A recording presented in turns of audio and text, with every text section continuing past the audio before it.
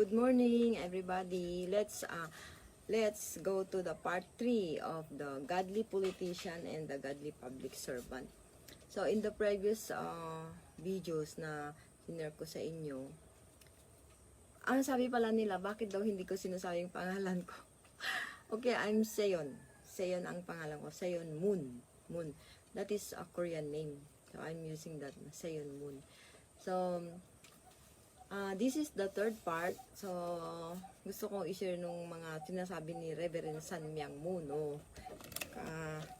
Kasi natutunan ko to sa kanya. At I really appreciate Reverend Moon kasi marami siyang mga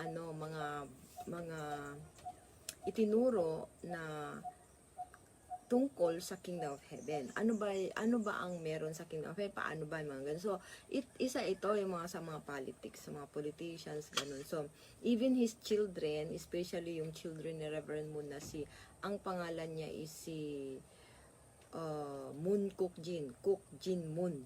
Kook Jin Moon kasi very clear sa kanya kung ano ba yung mga role ng politics to the people. So, ang role nila is to raise up the children of God. So, bali ganun din yung mga politicians natin ngayon, yung mga public servants natin ngayon, and those who wanted to become leader, ang mga tao. They are in the public servant, ganun. They are in the position of servant of God and serve the children of God.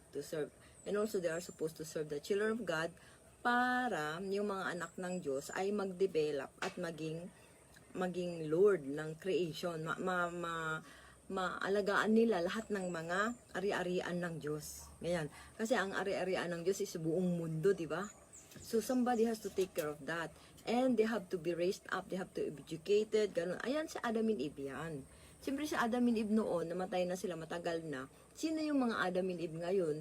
Tayo mga citizen. Yan. At sino yung archangel ngayon?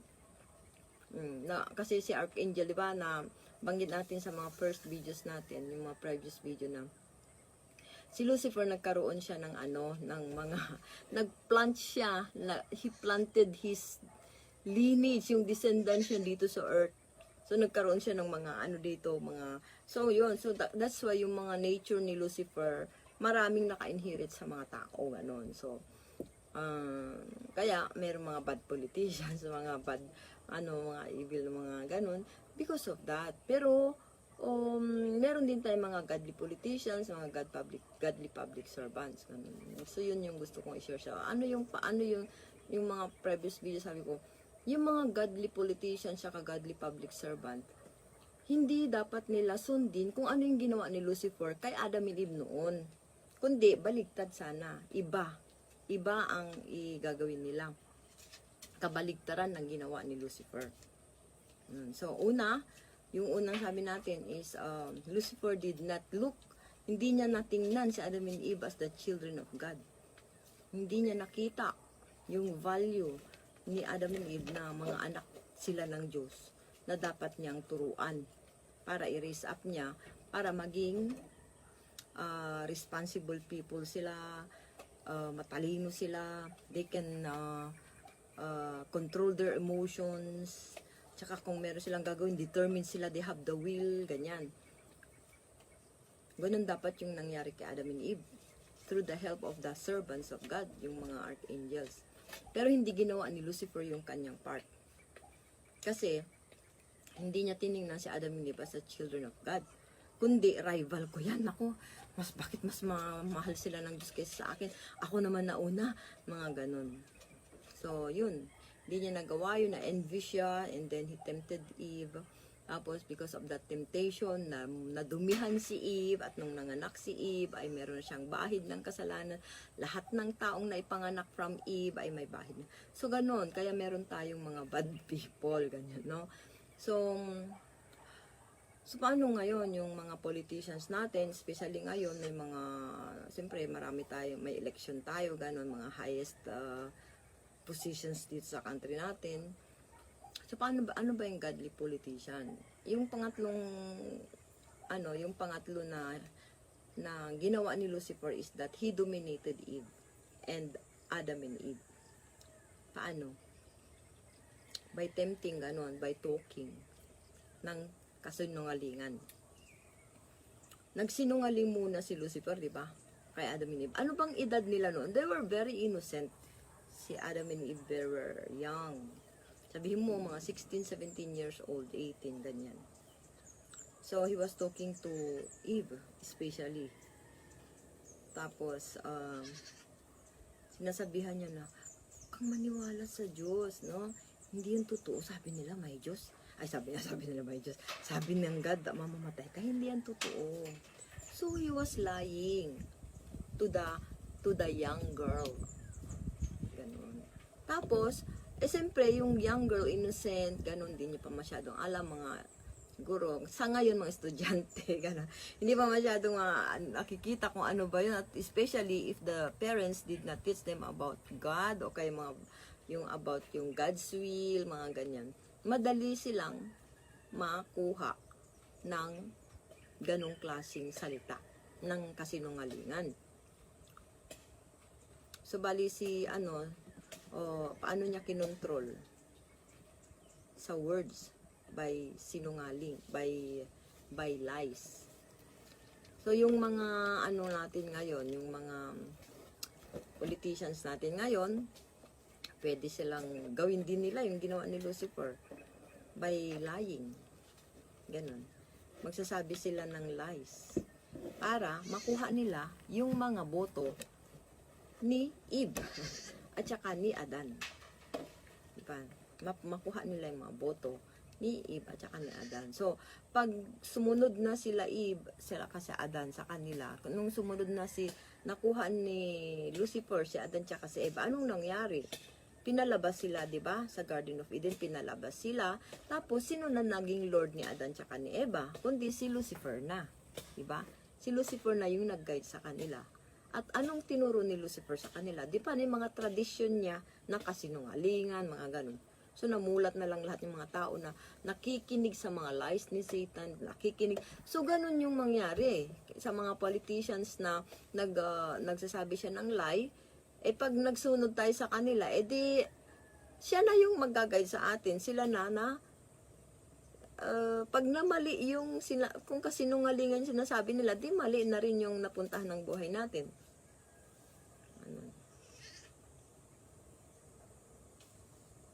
So, ano pa ang ginawa ni Lucifer? Sabi niya, hindi ka mamamatay. Kundi, mamumulat ang iyong mga mata at magiging kaparehas ka ng Diyos. O di ba nag-promise siya na kapag maniwala ka sa akin, totoo yung sinasabi ko, mamumulat ang iyong mga mata. Ibig sabihin, you will see a very, parang yung makikita mo yung katotohanan and then you will become like God. So yun, lie din yun. It's also a lie. Pag hindi ka sumunod sa Diyos, magiging kaparehas ka ng Diyos. Ganun. That is a lie. That was a lie. So yun, so yung mga din, yung kunwari, magpa-promise sa atin yung mga politicians natin. Tapos, sasabihin nila, magiging kayo, magiging maganda yung buhay, kung ano-ano, di ba, mga ganun. Marami, libreng ganito, libreng ganyan, libre kung ano-ano, di ba? Maraming ganon. Hindi naman yan, yung parang, those are promises. Na promises nila na hindi natin alam kung matupad nila o hindi, ganon. Pero, originally, ang mga archangels, ang mga servants of God, hindi nila bibigyan ng bahay si Adam and Eve or hindi nila bibigyan ng pagkain si Adam and Eve. Hindi sila ang yung mga three archangels, they will not produce those things for Adam and Eve. Adam and Eve should learn. Tuturuan sila ng mga archangel. Wala namang teacher sa Adam and Eve noon. Yung mga servants of God ang magtuturo sa mga anak ng Diyos kung paano gumawa ng sarili nilang bahay, paano gumawa ng sarili nilang pagkain. Ganon, kasi very creative naman yung mga anak ng Diyos eh. May intellect din sila kailangan i-develop. Ganon. So, pag binigyan mo, di ba mga tao ngayon, pag libre, ay, ako din siyempre masasaya ako kasi, uy, libre, gano'n, libre. Pero, that is not developing me. Di ba? Maganda yun kung may mga disaster. Maganda yun kung may mga disaster. So, bali yung mga ganon, ang merong tawag dyan popularism. Magpapapopular ako para iboto nila ako. Bibigyan ko sila ng maraming, ano ba yung mga binibigyan nila ngayon? Ano ba yung mga binibigay nila? Mga t-shirt, mga kung ano-ano, ganon. Pera, minsan mga pera. Tapos, ano pa? Sardinas, mga ganon. Ano pa ba yung mga binibigay nila? Many things. Basta, may mga binibigay-bigay. Yung popularism. Ang tawag doon is popularism. Maging popular ka para ibuto ka nila, ganon. Pero, after that, marami kasi silang nagasto. Manitigil na sila pag nanalo sila, di ba? Anyway, yung good servant of God, ang role niya, is to really find way kung paano maging responsible yung mga tao. Maging responsable sila sa morality nila, sa sarili nila, maging responsible, sa pamilya nila, sa society, sa country nila, ganun. Hindi yung nag-ano lang sila yung, uy, punta tayo dito kasi para mag-register tayo dito kasi meron silang pinamimigay naman kung ano-ano, mga ganun.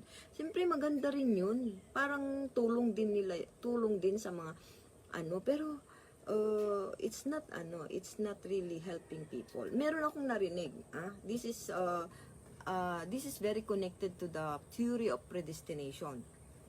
Yun yung theory of predestination na yan, na ang may mga tao daw talaga na destined to go to hell or damned. May mga tao daw na they are destined to damnation. And may mga tao din daw na destined to be saved. So, sabi natin, kawawa naman kasi sila Sila yung mga taong destined to damnation. Kaya, bibigyan na ng mga kung ano-ano. Hindi yun totoo.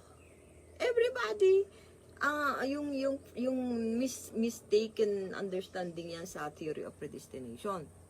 Dahil doon sa theory of predestination na yun, meron tayong mga program for those who are damned. Those who are destined to damnation. Parang ganyan. Pero pero it's not like that. Everybody is God's child. Everybody may binigyan.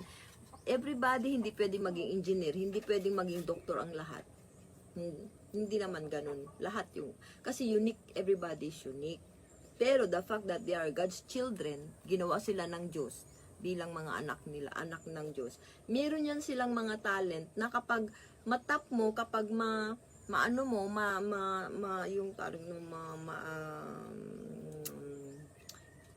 motivate mo, motivate sila. They will do. Mabubuhay sila. Ganun. At saka, ang mangyari pa, they can contribute to other people so they can live for their brothers and sisters din. Hindi sila, kunwari, sa isang community, ganun, o meron dyan biglang hinimatay, for example. Kasi hindi na-train yung mga tao, hindi nila alam kung anong gagawin doon. Pero kung yung mga servant of God, yung mga godly public servant, tinuruan nila yung mga tao, kung sa inyo dito, sa community nyo, dito kung merong hinimatay, ganito ang gawin nyo ha. Ganito ang gawin, lagyan nyo siya ng kung anong mga ano. Di nabuhay yung yung neighbor mo. Yung ganon. Tuturuan ng mga public servant yung mga tao so that they will have that self-sufficiency, kanilang pamumuhay gaganda sa community nila, sa pamilya nila, mga ganun. Tapos kunwari, merong kunwari kunwari sa mountain tayo, tapos biglang may lumabas na bear, o kaya dito wala namang bear sa Philippines, na lion, o kaya may yung mga mababagsik na mga animal, ganun. Ngayon, kung hindi sila marunong how to deal with that, baka kakainin sila ng bear or lion or ganun. So, anong gagawin nyo? Turuan sila. Pag sasabihin mo, huy, tawag tayo ng ano, pulis. Eh, nandyan na yung ano, nandyan na yung, sinasakmal ka niya ng, ng, ano yan, ang layo, no, ano. Tatawagan natin, sir, ganito, ano, tapos, wing, ang tagal-tagal pa, kinain na yung kung sino dyan. Di ba?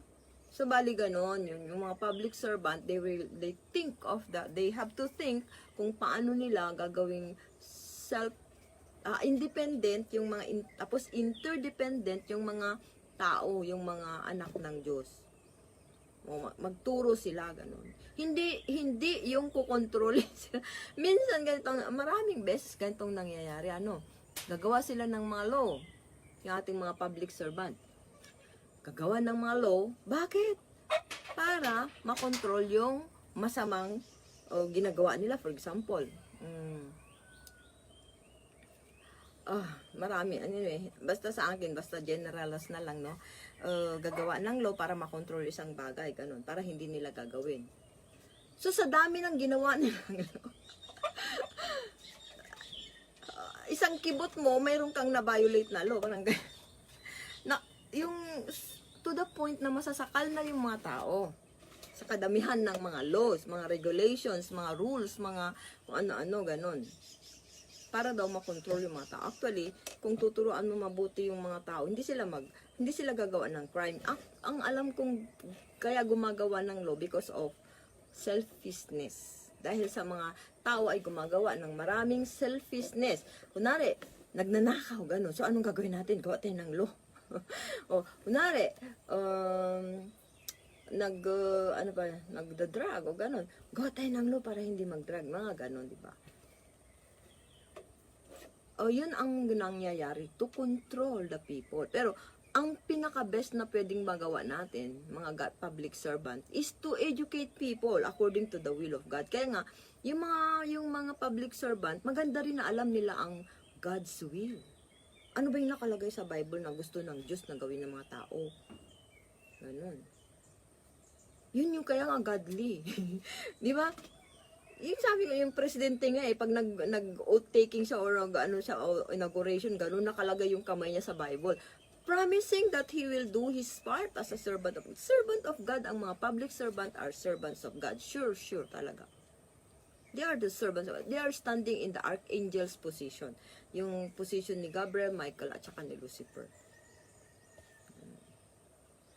So, yung mga tao din, they have to learn talaga. Matuto din sila. Adam and Eve sila They are destined to, yun din ang ituturo ng mga public servant, na yung mga tao, they are destined to become the Lord of creation. The Lord sa mga ginawa ng Diyos. Tigapamahala sa mga ginawa ng Diyos. Ganun. Hindi tigasira. Yun yung ituturo talaga. Kasi yun yung will of God Kung naintindihan natin yung God's will, sa unahan pa lang, sinabi na ng Diyos, na be fruitful, multiply, and have dominion over everything that crawls on the earth, flies in the air, that swim in the sea. Lahat yan, have dominion over them. Ibig sabihin, tayo, mga Adam and Eve, mga anak ng God na magmamahala dito sa buong mundo. Sa pamamagitan ng pag-i-educate sa atin, pagtuturo sa atin ng mga archangels of God. At sino yung mga archangels yan na ngayon? Hindi naman si Lucifer, hindi natin nakikita. Ang mga archangels na yun, yung mga politicians, yung mga public servants, yung mga sino pa yung mga leader na yun, sila yun. Ganun. So, kaya nga, if you opted to become a leader of people, to guide people, you are accepting the responsibility of a servant of God and the servant of God's children. So, turuan sila. Turuan talaga. Yung lost control lang, pang-control niya sa mga masasamang ginawa Uy, bawal daw dyan. Bakit naging bawal dito? Dati, gano'n, diba?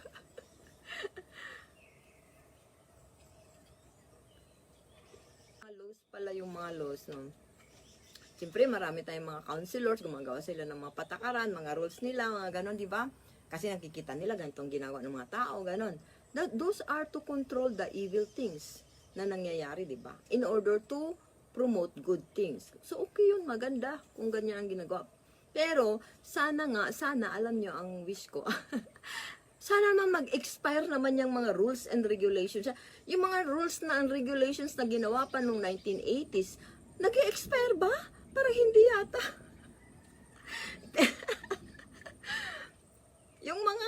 yung mga laws noon na ginawa 1980s, hindi naman applicable ngayon. Dapat mag-expire na yun.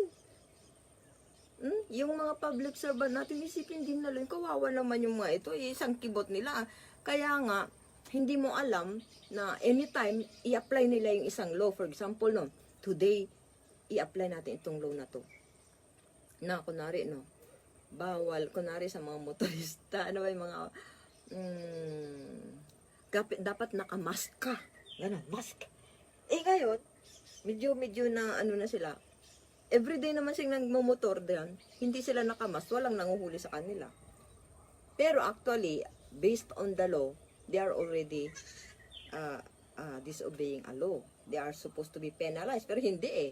Lagi silang dumaan. Bigla, sabi ng ano, sige, ang i-apply natin na law ngayon is yung mga walang mas tulihin. Ganon, di ba? Ang dami nila. Kasi sanay na silang walang mas. Di ba? Yung mga ganon. So, kunwari yung mga 1980s pa na mga laws, I think dapat mag-expire yan. Alisin na nila. Gawa sila na isang committee na mag-study sa lahat ng mga regulations, laws, kung ano-anong mga Republic Acts o mga ganon.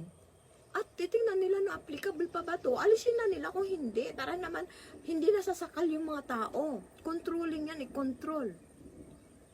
Hindi ka na makagalaw yung mga anak ng na pangangalagaan sana ng mga servants of God. Hindi na sila makagalaw. Lahat ng galaw nila may penalty. Diba? So, yung ganun, sana, hopefully, the politicians, the people who wanted to serve people, who want to serve God and serve the people, ganun yung pag-iisip. Hindi yung gagawa sila ng mga ganun para i-control, ganun para hindi na sila magganito, control. It's not a godly public servant. So, yun yung ko sa inyo, share ko. So, please, kung kayo ay nagdesisyon na mag-lead, kayo ang leader, o ako ang mag-lead, ganon. Isipin nyo kaagad, if you are a leader, you have to think that I am a servant of God and I am a servant of the children of God. Na ang purpose nyo dyan, na pagli-leader, na pagli-lead, is to raise up people para magampanan nila yung kanilang responsibilidad na at saka kanilang mga role na ibinigay ng Diyos sa kanila in the beginning. Okay, so, ganon. Next, meron pa ako tungkol sa freedom, you know? Medyo yan eh. Pero that is also, winala din ni Lucifer yung freedom ni Adam and Eve.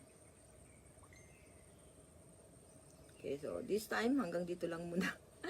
And, hopefully na meron kayong matutunan na kaunti. Maski ganun lang kasi.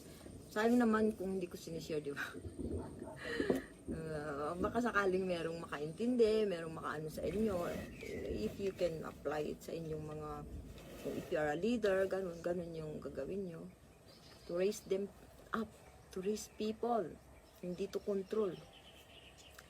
Hindi ka gagawa ng mga regulasyon, mga rules, mga to. Hindi ganun. Let them